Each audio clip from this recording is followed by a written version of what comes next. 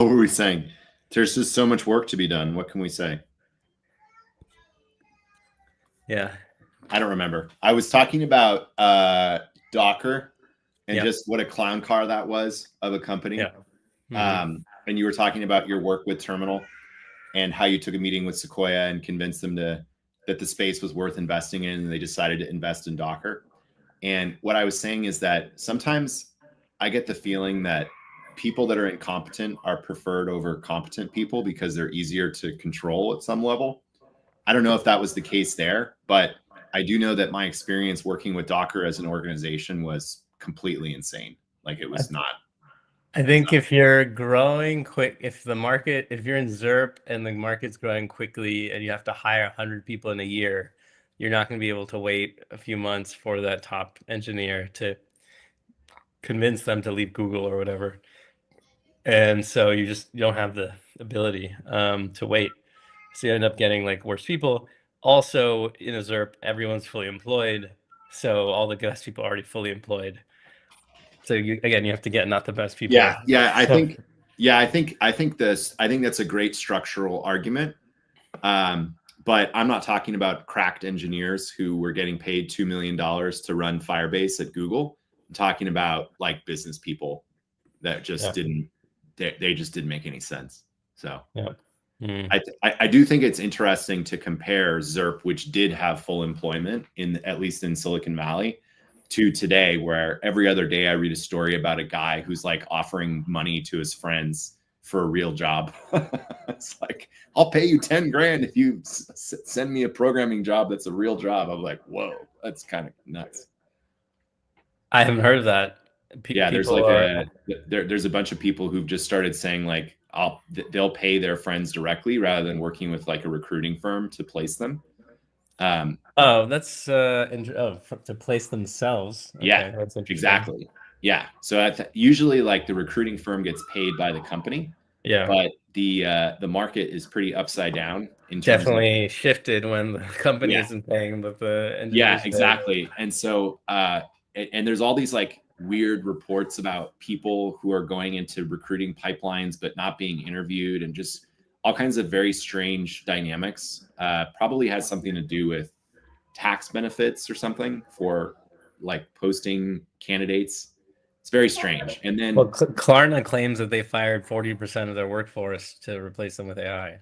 There was Microsoft had something similar. I was talking with someone that we both know who's a managing director at a very large bank, and they were having a conversation about like the next generation of people that are going to go into that business, and they're not doing any significant recruiting. And when asked about why they weren't doing significant recruiting and there's no learning and development program anymore, they're like, oh yeah, AI will just do that. And so I do think that there's this belief that AI will replace, a huge portion of these people's jobs. All right, I'll talk about AI for a minute. So AI, what happened this week? Let's think. Let's see. Facebook released something? No. No. Definitely something about Facebook. Like, look how many job postings there are for Llama. Did you see that whole story where there's like hundreds of They lost everyone? Did they fire everybody? Or did everybody resign? I know a lot of people were leaving. Let's see. Google is now everyone's talking about how it's the top coding thing. It's weird because when I tried to use Gemini, it didn't quite work. I couldn't get it to start. I also tried to use Veo 2, but then yesterday they released Veo 3.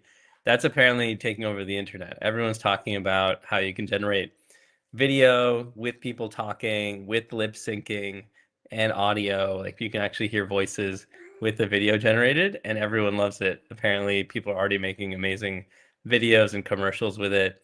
We're going to get flooded with these AI generated videos pretty soon, all of it's powered by Google's TPUs. So that's going to be pretty exciting. I was just playing with it with Kling a few days ago. That's what we talked about last week. But it seems like Google's now on top in these ways. I don't know. Is Apple going to get leapfrog now with Google? Apple's what is Apple's moat? That's a good question. They used to be just much better in software, but now that everyone wants AI, that's just really not clear. They definitely are behind on AI. They were using ChatGPT, but then people were saying they were going to use Gemini to power their AI. But if they do that, that's kind of crazy. That's like letting your worst competitor get all of your customer information and data and UI. Like, it makes no sense. I mean, that's how Google beat Yahoo. So maybe that's how Google will crush Apple. So I personally think, okay, what's the thing that Apple does better than literally anyone else, which is manufacturing precision electronics at scale. Well, the tariffs are screwing up that plan. Like, I they don't really depended on Foxconn for that stuff too, and that's so not like relevant.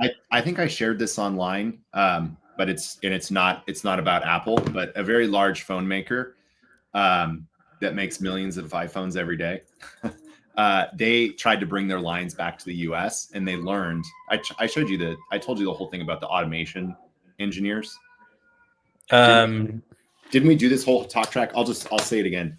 So Tim Cook said about 3 or 4 weeks ago that you could take all of the automation engineers that graduate every year in the US and put them in a single room, and that in China you're filling like a stadium worth of people. Yeah. And so I talked to somebody who is a very significant part of research and development for the last 20 years in building the smartphone supply chain. And his comment to me was, 20 years ago, we built a system that allowed us to manage our supply chain in terms of building these devices. And you can imagine there's a lot of computers that are involved in this work because you have to flash firmware on chips and do all kinds of QA testing as the boards move down the line. There's just a lot of overhead, if you will. Elon talks about this, the machine that builds the machine. And so one of the comments that he made to me was, allegedly, one of these large companies, because of the tariffs, had brought back one of their lines for manufacturing, let's say, smartphones to the US. And this is a line that had been in place for like 20 years. And the specifics are wrong, but the idea is correct. So I'm going to say 18 hours, but it wasn't 18 hours. Basically, the line would run for 18 hours and then it would crash.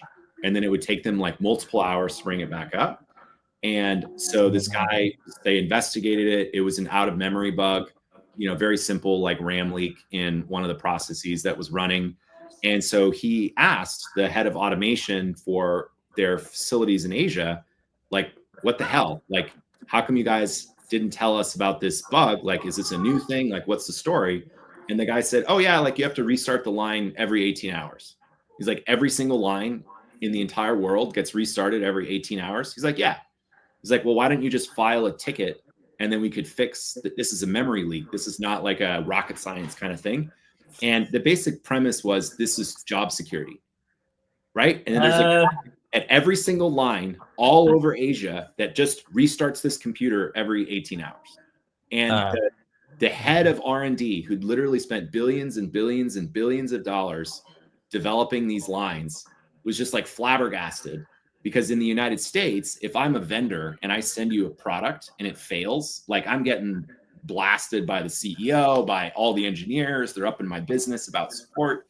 And here's a situation where for 20 years, nobody filed a bug for an out of memory problem because they considered it to be job security. And so then they fixed the problem and then pushed it out to and then presumably all those people do more high quality work.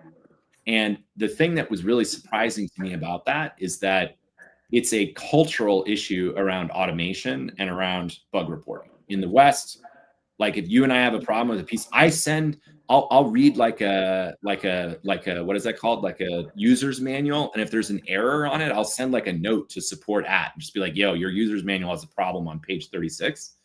And this was not something that was done for one of these large manufacturers. And so I think that as we see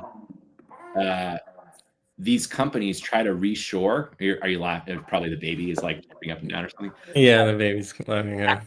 As these companies try to reshore their manufacturing lines that they outsourced to Asia 20 years ago or more, like, I'm very curious to see if all of this quote unquote unresolved technical debt from, like, if it gets resolved. Like, it's just so absurd to me. And this is not this is not like some bullshit startup. These people spend billions and billions. I'm confused. So your argument is that the Chinese lines can be 10 times more efficient than they already are and cheaper? No, my argument is that when you do manufacturing, there's a learning rate. And the learning rate is a function of things that you learn as you scale. And the learning rate is obviously higher in the US because people are willing to tell you when things They're are wrong. lazier. They're lazier. Yeah, Makes yeah, sense. you could say they're lazier, or you could say they're more interested in making money. And I actually believe that too. Like that so for example, there's a lot of challenges. By the way, your specific story reminds me of so David Heinemeier Hansson created Ruby on Rails, and they had the top Ruby on Rails app, and they also had a policy which is restart all the Ruby on Rails servers every day because of memory leak ran over, and that's just part of the everyone who ran Ruby just knew that's what you do. So I don't know if it's so anomalous actually when you have like not the best engineers running something. I totally understand. And Ruby on Rails was like a side project of some Japanese guy, as far as I understand. And then nobody really Ruby on Rails is from the Swedish dude. Okay, yeah, but so anyway, I think there's a big difference between thousands of people, tens of billions of dollars in R&D and whatever that was. Like I don't believe they're analogous at all. Like okay. Yeah, just to be super clear. And so like I'm very interested as all of these things reshore to America, if like just fixing these problems and getting a higher learning rate is the ideal. I think there's an interesting argument that as efficient and cheap as it is in China, they could do it with even fewer people, but they don't care about trying to do it with fewer people because of their cheap labor costs. So they're like, whatever, we just have someone who pushes a button every day. And if they did the same thing in the US, just from that, they could easily cut even more jobs from that manufacturing line pretty easily. I think that's so. Let me give you an example. In China, there are factories right now because the US is forcing all of our companies to rotate people out of China, like manufacturing. So it's moving to Chinese-owned companies in Vietnam, Malaysia, blah, blah. So it's still China, India. Yeah. So it's not. That's the thing. It's like, does it really benefit us? Because like all the know-how is still in China. All the profits still go to China. Like, is it really matter? Does it really matter so much? Well, so there's a couple of things, right? So when you do move it to like India, for example, 50% of the company is owned by Indians. And so there is money that's going to India. And the belief from the Chinese suppliers is that they have basically 2 years until the Indians know how to do it. And then they're going to cut them off. And the US doesn't care because they can play China versus the Indians. Okay. And the Chinese are not doing research and development on this stuff. They're just copying what works and scaling that and taking out they're basically like the way that they save money is like if you look at the learning rate for solar panel manufacturer, it's almost entirely due to slave labor and not due to like efficiencies in the technological process for making solar panels. So I looked a little bit into it. It's actually, there's been some pretty big innovations, like using perovskite, like using this like natural like stone that just does the solar thing, and like also making a bunch of efficiencies. Like maybe you don't need the glass, maybe you don't need the panel side, like maybe just cutting down a lot of stuff. And I guess I don't know who did that innovation. Was it a US company that got copied? Was it not China? Like, was it? I mean, but the bulk of the cost reduction in solar since 2010 has been a labor thing. Like it's been too many orders of magnitude just to be a labor cost thing. Slave labor can only save you like some percentage, but it's not. A lot of it, I mean, it's even doubled in efficiency for a number of pieces. Anyway, can I finish my point about Chinese? Okay. So in the West, everyone wants to buy a big house, and that in order to do that, you have to generate profits because the way that we value our companies is some function of EBITDA. That's not the case in China. So a lot of these factories that have their manufacturing lines moving to other Chinese-run entities in other countries. They basically are in a situation now, well, they will take contract manufacturing work for tens of thousands of people. So these are not small operations, below cost. And the reason why they're doing it's like if you have a minimum order quantity that allows them to maintain revenue, then they can get loans from state-owned entity banks in order to fund operations. And so they will deliver product to you below cost out to an infinite timeline. How can they do that? Is it because they're communists, so they don't have any costs? Like you get all the I don't food or understand. medicine from the government? So I think so. Like, let's say you have an order for $10 million a year, and the COGS on that order is $11 million a year. That $1 million delta is being financed by Chinese shadow banking, functionally. Right, because their banks. I've seen this argument a bit. It doesn't quite make sense. Like, it's not an argument. This is literally a quote that I got to make some electronics at scale, and I was like, "This is not possible to make it this cheap." And they're like, "Oh yeah, well we can get financing from the government." And so, because I was like, "This is below your cost." And they're like, "Yes, this is below our cost." Millions. This is not a theoretical. This is a firsthand account. I'm telling you that, like, I went to a factory to try and get a quote for something for electronics, and they're selling it below cost. And when you ask them, why are you doing this? And they said, it's more important to us to have the revenue and keep everybody employed than it is for us to be profitable. And in the United States, that's just not a thing. If a company is not profitable and they're not too big to fail, they fail. I wish that were true always. I mean, banks don't do that. I made the carve out, right? And it's not too big to fail, right? Whatever that means. Oh, good. I was going to say banks. Yeah. Okay. Yeah.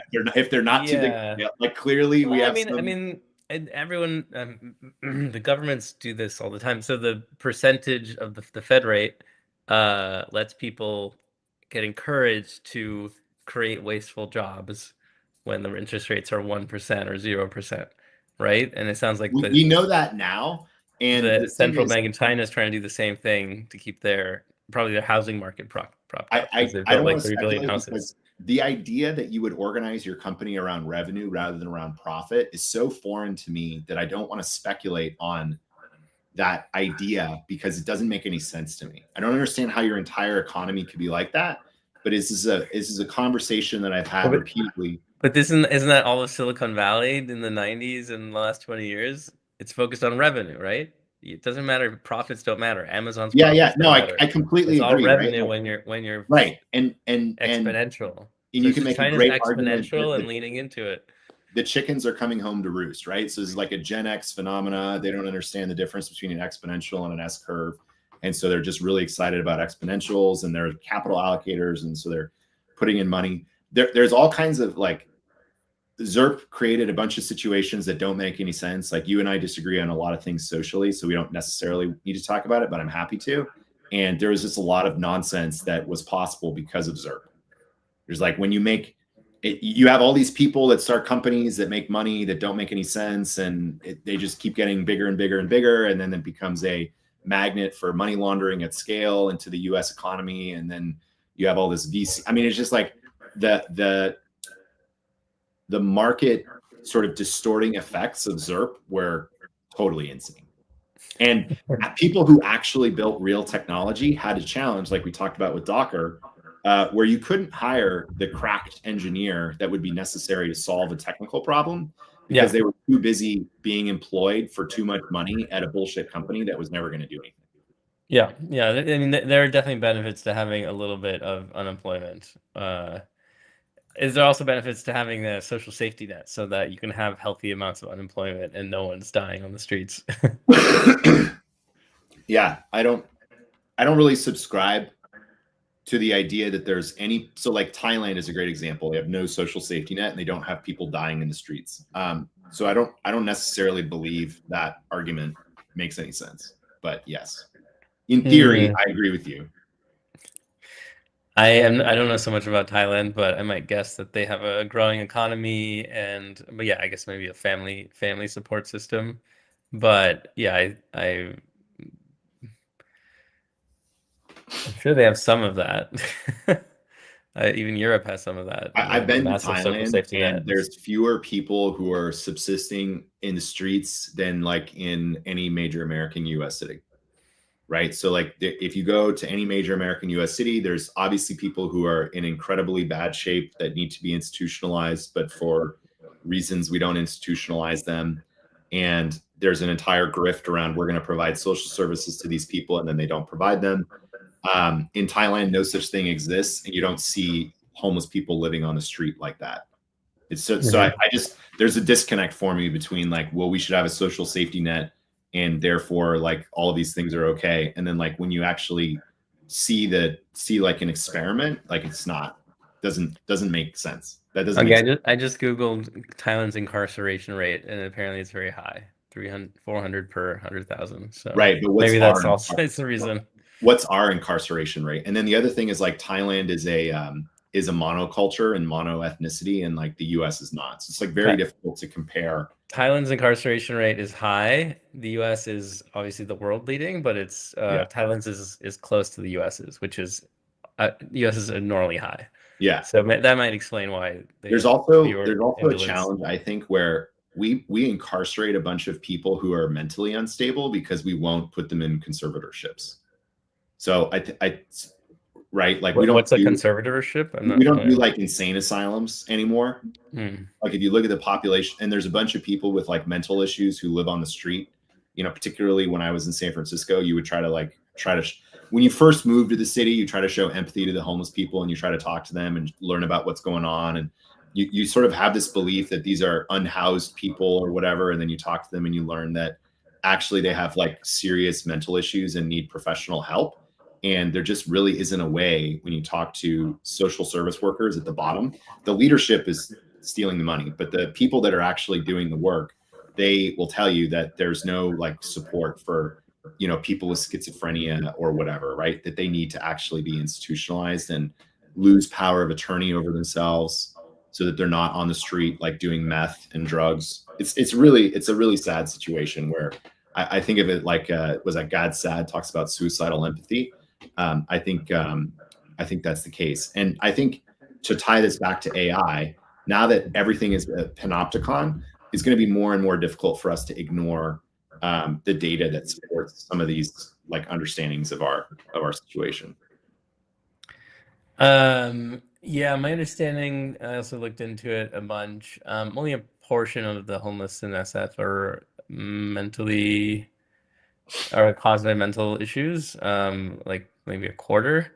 And it's hard to say exactly it's mental issues. For example, some people are certainly super not able to take care of themselves at all and are a lot of mental issues that can be helped. But then other people are just like a bit sour, like they try to give them housing, but then they kind of spit in the face of the person, and so they're like, we don't want you in this housing anymore, even this publicized housing. So but they're not crazy, they're not just like talking nonsense in a crazy way. Like when they sit them down, do an interview, they are passing whatever the bar is of you know, intelligence and lucidity. And that's the question, like, can you force people to be incarcerated mentally when they pass all the psychological tests? Yeah. Oh, yeah. It's like a complicated problem for sure. Yeah. I won't deny that it's not complicated. Because if you start forcing them, then you can force anyone who can also pass the tests. Right. Which is why we don't believe in, which is why we have jury trials, right? So you've just sort of like reconstituted why we don't do trial by like fiat. Right. Exactly. Because basically it's like, if you go 66 miles an hour, you're going to jail for 2 days, right? Like if you just implemented a rule like that, it would be bad. Yeah. You don't want someone to just be able to 5140 you anytime.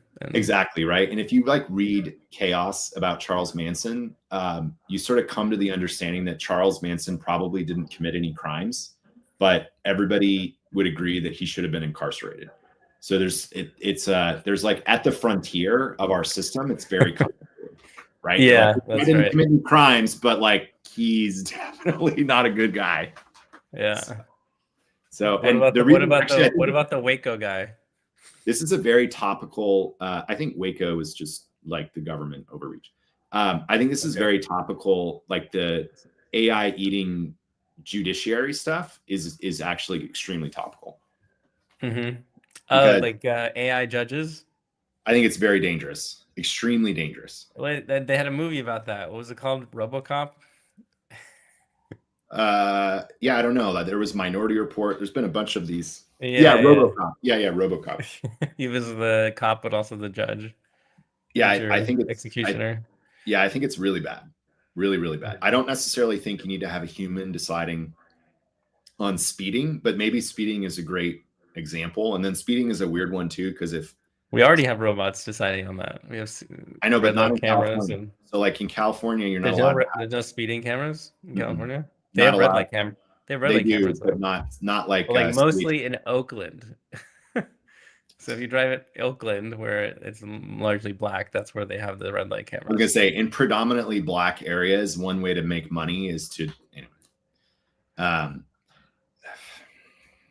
are you gonna say? It's once I made the understanding that the police is a gang, like it's like a mob, right? So then the government like does deals with the mob. Like once I made that switch, everything made a lot more sense to me. They're literally a police union. Depending on how many years you're in it, you get more. Yeah. It's like Social Security is an actual Ponzi scheme, right? So it's like there's all these weird. Government is a weird thing because it uses these very toxic structures, and then you're like, well, what is the actual recourse anyway? I think to bring it back to AI, as we're trying to implement AI into legal. So like right now, you can like fight tickets with AI. I think where like all the paperwork gets filed, and then presumably there's some kind of race that occurs where the AI is writing your appeals, and then there's an AI reading them on the other side.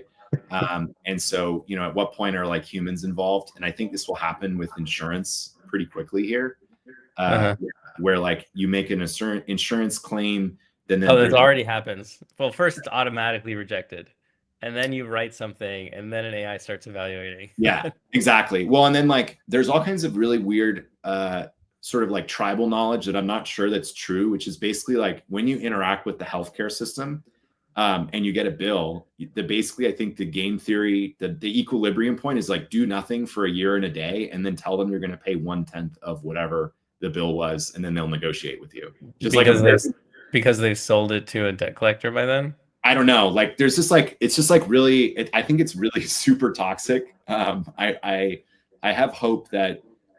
So again, like this is a difference between us socially, but one of the things I like about the Trump administration is they have younger people that are in there who are operating fast OODA loops, and so they're receiving information. And so, like in theory, and it's been like 4 or 5 months, they should start to address these issues with like these structural issues. So we'll see. Like I'm cautiously optimistic. I thought the same thing would happen with the Biden admin. It didn't happen. But like having Gen X and millennials in there who understand technology seems like a positive direction because like some of the things that I've seen in terms of like bidding or contracts or whatever, it's like really shockingly bad, right? Where we're technologists, and I saw there's a competition in one part of the government, and so Palantir submitted a bid, and another company submitted a bid, and it was basically like there's some data, and it's just data. You can get it, in an open source way. And then we're going to build like a basic data analysis on top of it, something like a, Tableau or something. It was like a $5 million contract. And I was like, this is literally maybe 100K, maybe.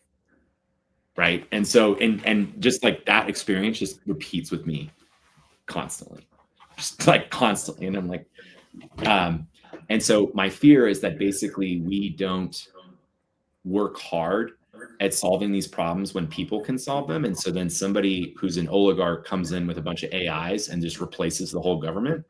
And they basically just do a one-to-one forklift of whatever policies in place that's implemented by humans is now going to be implemented by AI. And AIs don't have empathy.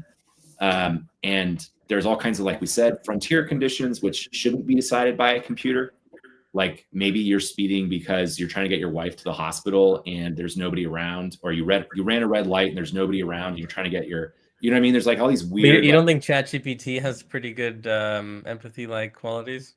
I don't know. I don't know because uh I it's You haven't not tried it for it's relationship not issues? embodied. No, I've definitely tried it for the therapy, whatever stuff, because Yeah. I'm curious about that, but it's not embodied. And so there's like I feel really Oh, yeah, weird. it's not real, but it's still really good. Like I think it actually would be a great judge, and I'm surprised I haven't seen. There's a bunch of businesses, individuals who run arbitration businesses, and it's entirely voluntary. But instead of spending millions of dollars on a lawsuit, you can spend like $10,000 on this dude to help arbitrate a dispute. And I think an AI could do it just as well, and could be a little bit even more neutral than a person in a Yeah. sense. I don't necessarily have a problem with AI making recommendations and then humans basically signing off on them. Hmm. I do have a problem with taking the human completely out of the loop, especially in judicial decisions. I'm not. Like government judge decisions. Yeah, I mean that's the Yeah, big point of it. But the problem is that the judges are going to be overwhelmed. But like if everything is no, I moving, understand. all profits moving to regulatory, right? It's going to be more lawsuits, more like I issues. so I understand, and I feel like I'm going to be the old person that doesn't, use email and prints out my email and writes on it. I'm okay with that. No, with it being So like overwhelmed. Like I don't know what you mean. the younger kids are going to push for using AI exclusively to deal with the overwhelming volume of new claims that are going to be made because claims can be Okay. filed by AI. And I'm going to be like, yes, we should keep the human in the loop, and eventually the human in the loop will be the bottleneck that we want to replace.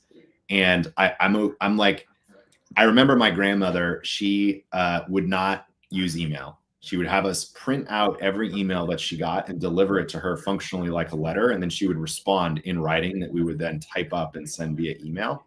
Mhm. And I thought, like, this is incredibly anachronistic and backwards. And I feel like that's going to be my position on AI judicial Yeah, it's stuff. gonna be all of our. We're all super old, but like you always have the Supreme Court, right? And then the lower courts they have, and I just think we're gonna end up with even lower courts that are all AI, and it's just gonna be like your first. You have an Yeah, that would issue. be a great Yep. development. I This just guy think that, owes you $100. Boom, AI court. We're yeah, going. We spend $10 each. We figure this out. The AI judge decides it. If you're still not happy, then you can go to a real human court yeah. above it. You can appeal to that. Yeah, but you sort of like And this now just becomes a proxy for how wealthy you are, right?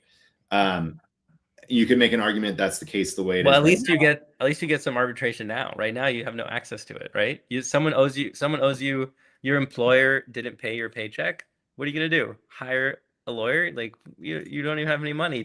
Like you're just screwed. Like for the what $500 paycheck? Like what are you gonna do?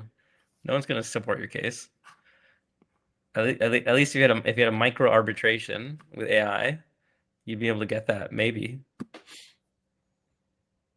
Yeah, well, and there's a whole argument there about people being exploited in labor conditions, like around, again, the sensitive topic is I call them illegal aliens, but like there's a lot of those people that come here who may or may not be trafficked here, and then because they can't be paid legally, then they need to be paid somehow, and so they're subject to all kinds of exploitation. And like in theory, what you're saying is true. There is a challenge in our system right now, which is that Legal people get wage thefts all the time. Also, just normal. yeah, I could believe that. Like Yeah. I've dealt with a lot of people that are real pieces of work. It's just trillions of dollars. Like even if 0.1% are getting gypped, sometimes that's still bigger than all theft that's ever happened in bank robberies. Yeah. I don't want to tone police you, but I don't like that word. By the way, Bank robberies? gypped. Oh, sorry. Like, Okay, yeah. comes from gypsy. Anyway, Okay. that's the one I don't like. I'm good with That's people. the one. I know it's weird. The R word, you're fine. Retard, great. Saying somebody Jewed me, no problem. But gypped is like the one that sort of everybody's got their weird. I was thing. like, which word is it? Bank robbery. Yeah, I don't. So, like, I even think there's a challenge right now where the Supreme Court sort of sent something back to the Fifth Circuit, and then the Fifth Circuit judge was like angry at the Supreme Court, and so like he wrote kind of a scathing response, in my opinion, from a legal standpoint. Oh yeah, that's funny. And so I'm just kind of like, man, the whole thing is really constrained. It's like it's very, very They have toxic. to spend a lot of time fighting. Yes, I think the judges are going to have their hands full deciding AI stuff for the next 5 years, and it's all going to come onto their shoulders, and they're They're going to really make a old and bunch of don't know bad what. mistakes. Yeah, they Yeah. don't really get it. They're going to make a lot of mistakes, and then we're going to have to live with those rulings. And yeah, I don't know. I don't know what the solution is there. But I think someone should start an arbitration business. AI arbitration. I googled it a year or two ago, and no one had it done it yet. Yeah. Well, and aren't there like a bunch of cases as well about lawyers who are like banning against? Would be great to have. Would have been great to have Carlos in this conversation. Lawyers that are Oh banning, yeah, got in my Carlos. That'd be perfect. Yeah, maybe he has right? some It's like he would tell solid us opinions why about this. he always has the most mainstream opinion about legal stuff, and so he would tell us like what the mainstream opinion is. Okay. Yeah. Yeah. Like I can always count on, like if I want to know like what the big law position is on anything, I could just ask him and he just tells me. Yeah. It's Well, I'm thinking, extremely like, like in the box, which is great. he has the big PE right position, right? The status quo, keep everything running with the big PE company. Yeah, I mean, yeah, it's Upton Sinclair, right? It's hard to get a man to understand something when his salary depends on his not understanding it. So he definitely aligns with his clients, which is great. From my sense making, it's great. It's like he'll tell you Yeah. exactly what the And for yeah. you, I know exactly what Twitter is saying. Yeah, exactly. That's exactly right. I'll always tell you like the weird, like out of the money call that's like right 1 out of 10 times. So you want to like, now, which is this the time that's right? Like, how are we betting? Right? It's 1,000x return. So you I think we haven't talked about this AI thing. Zuckerberg did an interview and he said that there's a loneliness epidemic. And his solution is to have AI bots talk to everybody. You know, he's an empire of 4 billion people on his social platform every day. His solution is to have all those 4 billion people talking to an AI bot, and then they won't feel lonely anymore. What do you think about that? Is that the solution to loneliness epidemic? Did you know that I commented about this and it went semi-viral? Like a bunch of on Twitter? Yeah, a bunch of million person accounts like retweeted me. So bots? No, real people. I have a large amount of empathy for Mark Zuckerberg because he's a really smart person, and I know smart people have a hard time mentally modeling others. But he does wield a huge amount of power. But basically, Mark Zuckerberg has face blindness, doesn't understand other people. And so a lot of the technologies that he creates from Facebook itself to this idea are for himself. Right. So he wanted the AR smash. Yeah, exactly. He wanted to know like which girls at Harvard were like already in relationships without having to talk to them. And so like that was why are you in a relation? You can lie, like whatever. Okay. Like it's just everybody's got their thing. And like I said, I try to be. But it wouldn't have gone viral if not every man at Harvard was like that. Well, see, that's exactly right. That's exactly right. And then there's sort of like path dependence, and now that guy's a billionaire, and there's billions of people that use his software. But like, for example, Facebook's color scheme is blue because Mark Zuckerberg's red, green, colorblind. And so that's why it's blue, right? So there's all kinds of like individual person bullshit that happens. And so you're saying there's path dependence because he has the software deploying this. Now everyone's becoming more like Mark Zuckerberg. I mean, certainly that would be the idea if you were Mark Zuckerberg, right? So like Facebook is blue because, but not on purpose. Just because his aesthetic choices lead to everyone wanting to become like these billionaires and using his stuff. On purpose is a really difficult thing to decompose here because you could say like if you don't actively work against it, then you are doing it on purpose. So it's there's like a slippery slope fallacy or whatever. But my point is just like Mark Zuckerberg is red, green, colorblind. So Facebook is blue. So billions and billions of people open an app that's blue. And we know colors make people feel particular emotions. And it's just like, that's a thing. You're like, okay, cool. So fun story. For years when I was there, we were working on a web prototype, a whole reskin of the whole app. Yeah. And we were trying to change the blue bar at the top. We were trying to change it white. The goal was to make Facebook totally like transparent and dissolve away, and everything is just the content. Yeah. And so it's funny you say blue because he was trying to get rid of the blue. But every time we A/B tested it, it was way worse. So we were like, nope. Yeah. Okay. But anyway, like, and you could say like because they launched it as blue, then people got anyway. Just a whole like, there's a whole thing, right? So anyway, he bought the AR company so that it would like reportedly, this is not, whatever, somebody told me, but basically like he wanted it to tell him what other people's faces, what the emotions were. That's the only use case anyone has ever said in the Valley that kind of makes sense. And that's the only video demo that everyone is like, oh, that's cool. I would use that. Like, I forgot the guy's name. Okay. Yeah. That's the only use case for right. So yeah, you could make the argument that he can't read emotions. He forgets people's names. So he wanted these AR glasses. And then you can also make the argument that he's a billionaire who's alone, lonely. And so he wants to have bots that keep him company. And like I said, on one level, that makes sense to him. Yeah. On one level, I feel bad for the guy. On the other level, it's like he's a huge billionaire who controls the fates of millions of people. He's knocked over governments with his interactions. I think Burma was a good example, or whatever it's called, Myanmar. I forget what it's called. Yeah. Sorry. And doesn't meet my line, as Chamath says. So no, bots is not a thing. I understand there's a lot of like socially, I don't know how you call it. Like I would say retarded, but it's not an appropriate word.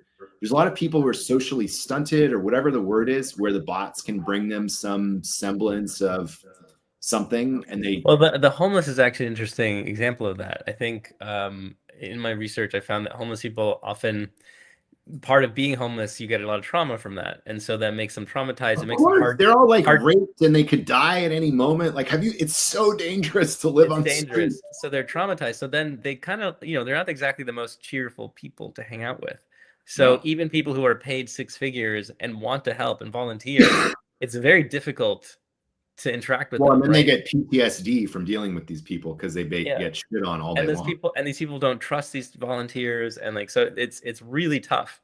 So there's an opportunity to actually have AI come in, because an AI is infinitely patient. An AI cannot get its feelings hurt. An AI can just sit there patiently, provide facts, provide information, provide empathy, and actually help these homeless people learn how to interact positively with someone.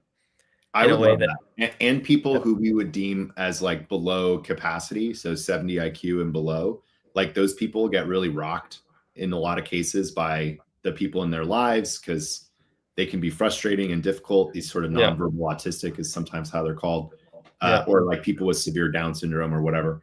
And like they can get abused a lot by people. That's what I mean. I like, legitimately, these people, there's like a Christian charity thing here where we have like an empathy for them as a society, and they get in a bad way, right? It's not quite like One Flew Over the Cuckoo's Nest, where like raping women in comas that are giving birth to babies, but it's pretty bad. And I would love for the technology to be used in that context. I think the challenge that I have is that it will obviously not stay to that context. It'll creep up, and then it's not even creeping. Zuck is starting up here, so there's nothing to fear there. I would say no, but I think if you pitch it as training, right? It's not like this is a real. You're not pretending it's a real person, but you're saying this is how you can practice positive conversation. So already, I think one of the largest app markets is men who talk with an AI that acts like a woman, so you can basically learn how to talk to women. Yeah, I've heard that's the pitch, right? The replica is saying that you learn how to talk to women. I don't know if that's.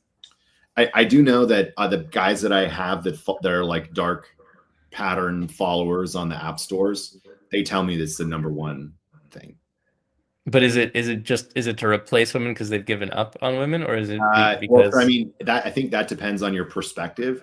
So a lot of people will say that they are using these apps as sort of like training wheels to talk to women. And then there are, of course, users that never talk to them. And then, it gets dark, right? Like every technology can be used positively or negatively. And it is already being used in this manner. So if AI bots aren't solving the loneliness epidemic, then what do you think will solve the loneliness epidemic? What technology or app or game or Gen Z app could help with it? Hang out. But I think your thesis about rich people creating temporary physical experiences for each other, I think that seems to be the right So Right. there's investors making a big movement of that. Have you heard of the Balloon Museum in San No, Francisco? tell me more. It's what's another example? Do you remember the Van Gogh exhibit? The Van Yeah. Gogh experience? So that's an Yeah. experience, and they I were thought like, that was "Oh, really cool, actually. yeah, you thought it was cool." Everyone thought it was cool. And so now there's companies that are trying to build Especially that since all the climate eco terrorists are destroying all those paintings, the original versions, so you can have like a digital simulacra. It's like we used digital. to. It's like, remember in all those dystopian movies where they're like, We we used used to to have have animals. trees. No, Yeah, they're yeah. like, we used to have animals. Right now, it's we used to have good art, but it's all been destroyed by terrorism, and so Okay. we just view our good art like digitally. So the Van Gogh experience was, imagine if you could walk into a Van Gogh painting, right? And then they did Yeah, it this was whole amazing. thing. And so there's now big investors that are like, oh, what if we create those immersive things over and over again, like this balloon museum where they get modern art and then you can step into it and it's interactive and immersive. Like imagine a ball pit the size of a football stadium, right? Like that's kind of thing. And you jump into it. And so it's pretty cool. There's one in SF happening right now, the Balloon Museum, and it's a big movement of having this kind of immersion. And what I told you before, Mike, is like, what if you had, humanoid or nanobots make these No, experiences on the you're fly? 100% correct. And that's way better than VR. So I think Yeah, that's the future. People are stepping into that, not using yeah. robots, but The we'll be other able to way do that that a you lot more with robots. the other way that you can confirm that that's true, which is basically people are leaving their digital mirror halls for offline interaction, is if you Yeah. look at Orthodox Christian church attendance, it's skyrocketing. Okay.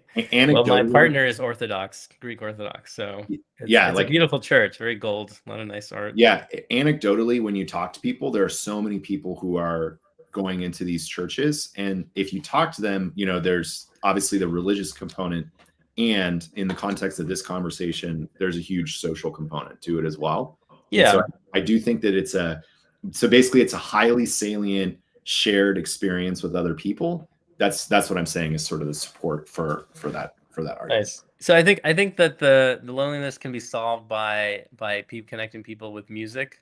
That's all that Hangout is about. It helps Yeah, people I like it. experience each other online with music, and then also these Hangouts meet every week in person as well. So you'll be able to meet online and then in person at a concert every week or in a cafe, and then actually build those physical connections as well. So that's the future. People, more investor level conversation. AI is the biggest movement right now, right? I sent you a chart where it's like 70% of all investments this quarter have gone to AI. It's Which just is weird. exponential. Like we can all say that like foundation models, it's probably like winner take all. I think there's going to be a lot of zeros, but that's Yeah, exponential right now. But yeah, what's second place or what's after that, right? And looking at what's second place, it's actually I'm realizing I was afraid of using this word, but actually it's games. Games are what's going to once AI does all of our work, what do we have left to do? Nothing except play. yeah. So And I let's think it's play probably, games. I think fandom is actually even more Fan, because like even the fans are just playing music, playing concerts, playing games, playing mini games. It's all just yeah, games, yeah, playing immersive games, it's all in this fun game category. So after AI, which is going to happen in the next couple of years, we're all going to be in gaming. It'll go from 90% AI to 90% gaming. And so that's my prediction. Watch out. And the reason I also know this is going to be much bigger is most VCs don't do any gaming. It's the most compartmentalized. It's like biotech. Most VCs don't know anything about biotech. Most VCs don't know anything about gaming, even though they well, that's could. because they're old, and old people don't play video games. Yeah, even VCs who game. I just messaged one of my VCs this morning, my investors, and he's like, "Yeah, I'm a gamer, but I actually don't do any game investment." Yeah, well, I remember Synthesis was actually a game, Yes, that's and right. it was Synthesis is a really, game. That's it was exactly really, right. it was really, really All good. education is going to be a game and really Yeah, effective. I, Yeah, I think you're a you're. big shareholder in Synthesis, so Yeah, I'm a yeah. big shareholder. I think, yeah, Yeah. I do think gaming. I think you're correct. Um, because also, like, if you looked at Elon, he just talked about the That's Optimus Synthesis. robot. I know you got to Yeah. go, but he was saying that they're going to build them and then put them in a room with like games, and then the robots are gonna like just play games to learn about the world, like a child does. He's like, we're gonna put the triangle block in the triangle hole and the square block in the square hole, and he's like, we're just gonna have thousands of robots just playing with physical games to learn. That's true. I was like, that's so the idea. He's like, yeah, we're just gonna like make them play games, and I think that the future, even for AI, is games. That's great. Yeah, then the AI will make some kind of super AI because they're gonna get lazy and they'll want the super AI to do their work for them, and then the AI will just want to play our games. So this is my sort of final thought because we're at 10:05. Yeah. We reach AGI when the system doesn't need to be trained again. I think that's the right. Sorry, when humans don't have to train it anymore. So like when humans don't have to kick off. So like right now it's a very linear process. There's a beginning, a middle, and an end that leads to a model. Yeah. When humans are not doing that process, like pressing the train button. Yeah. When we're not doing that, then we have AGI. Good ending. All right. Let's end the story.